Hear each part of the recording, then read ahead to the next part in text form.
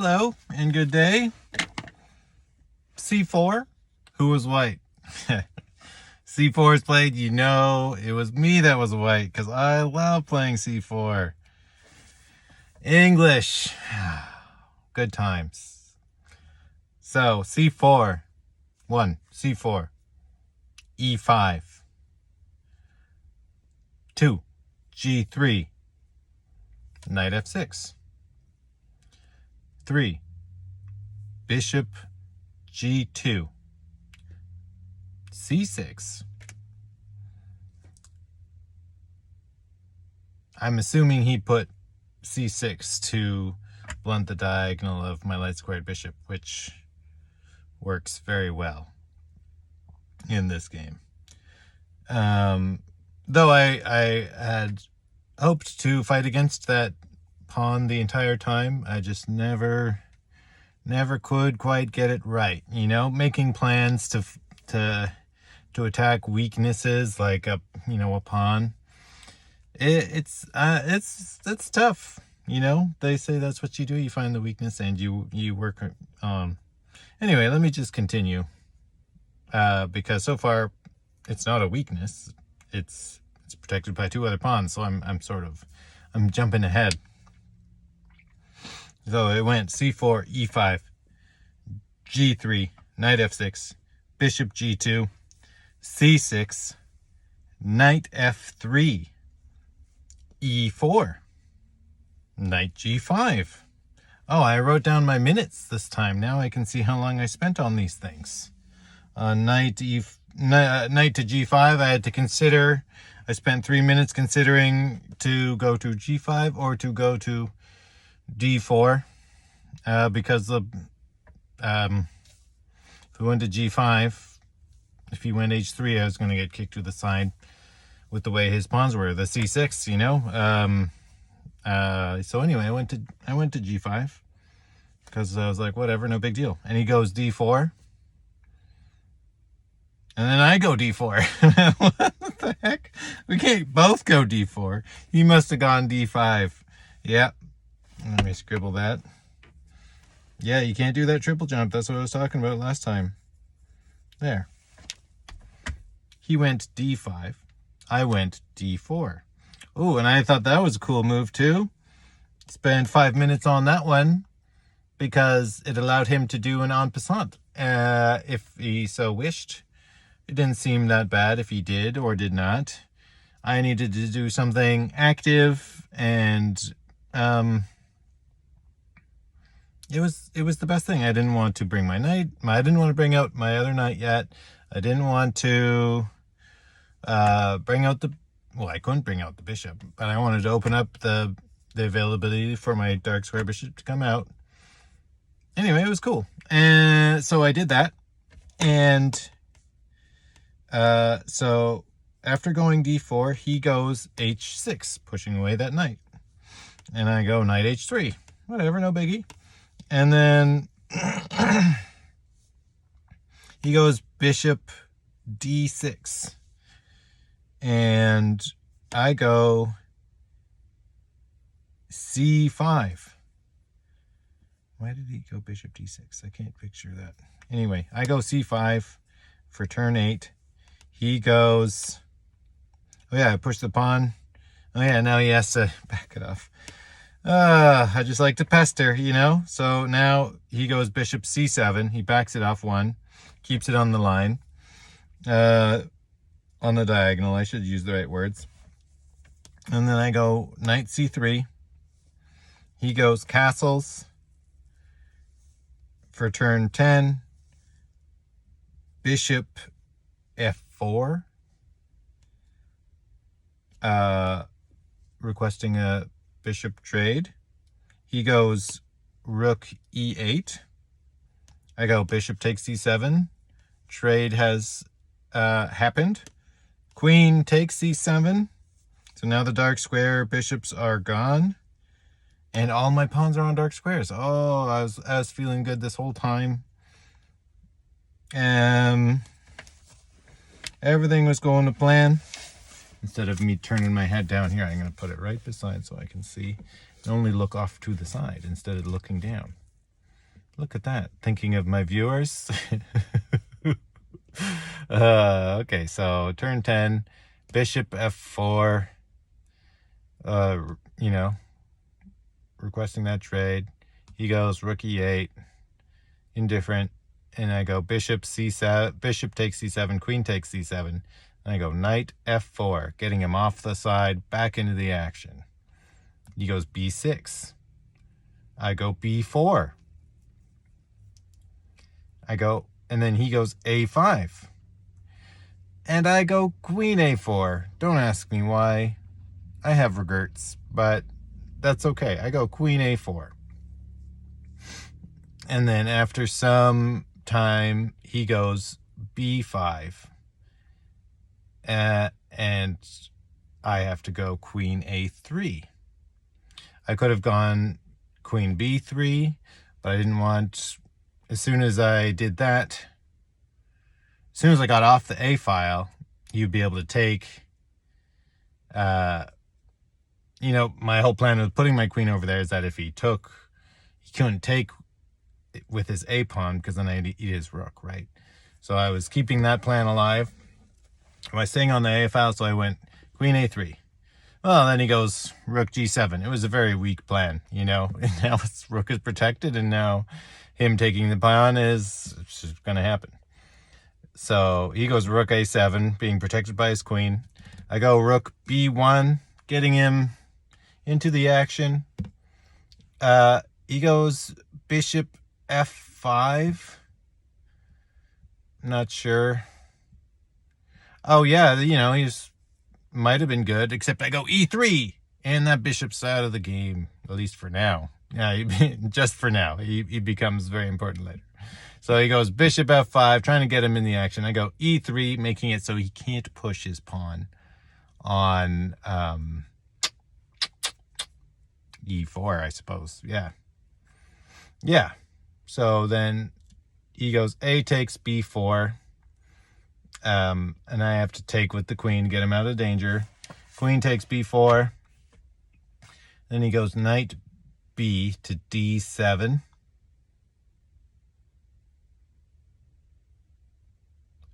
Yeah. Yes. And I did a miscount. Once that guy moved there, then problems arose for me in my calculations. So his knight b goes to d7, developing, getting him off of the b file. I go a4.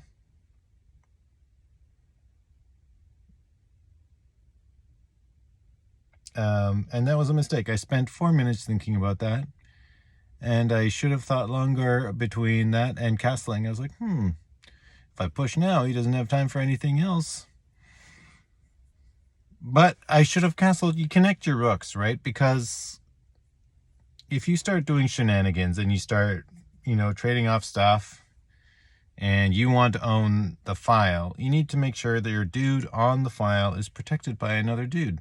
So the way that all the trades would happen would be due to me being outnumbered, him being able to outnumber me on the B file, made it so that I couldn't just take back. So I went A4. Where is this? I went A4, just getting ready for battle. And he takes, B takes A4. And then I castled because I realized my mistake. And I was like, oh, okay, well, I can't immediately take back. So then he goes A3. Of course, now that pawn is becoming something not so easy to deal with. And I go knight to A4. Really? Knight to A4. Oh, yes. Yeah. Continuing with my plan regardless. Getting him up there on that square up there was the plan. Not knight to A4, but to B6. You'll see. Yeah, so then he goes rook E to A8. And then I go knight to B6.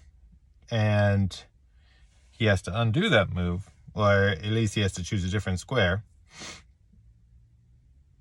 So he goes rook B8, which is the one I was actually worried about. I start seeing how he's going to outnumber me. with his other rook. And once he gets all the players on the board, you know, he's got more stuff going on than I do over in this spot, and I'm going to lose a pawn, which I do. So rook b8, and then I go rook b3.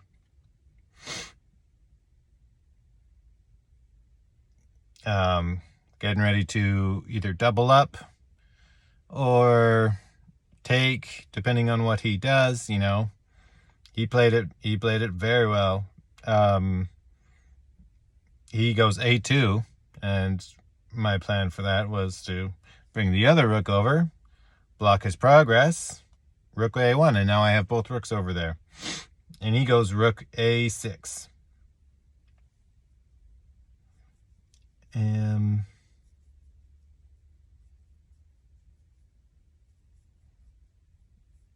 Oh yeah, that was a cool move, right? Because now I didn't think about how he could increase the attack on that one spot without having to slide over to the b file. He does it by going down, and that worked very well. I go queen d2. Now I see that my troubles are brewing, and I have to get my queen off the file so he's not the first on the kill list, or second, or third, I guess. If you can, yeah, it was going to be knight, pawn, and then queen, and then rook. So knight takes b6. Yeah, so I go queen d2. He goes knight takes b6. I take back with the pawn. C takes b6. He goes rook b takes b6. And yeah, basically the only clever thing I do in the whole game is rook takes a2. And if he takes that rook, then I take his rook. See? Instead of me wasting a tempo going to get myself killed and taking... I don't know. You know what? I just thought it seemed cool that I could take the pawn instead of having to have this other trade. It all, I think, probably equals the same, but we'll see. So anyway, he has to choose which rook he wants to take. So he goes queen a7. He doesn't take right away, so he makes it my choice. And I go rook takes a6.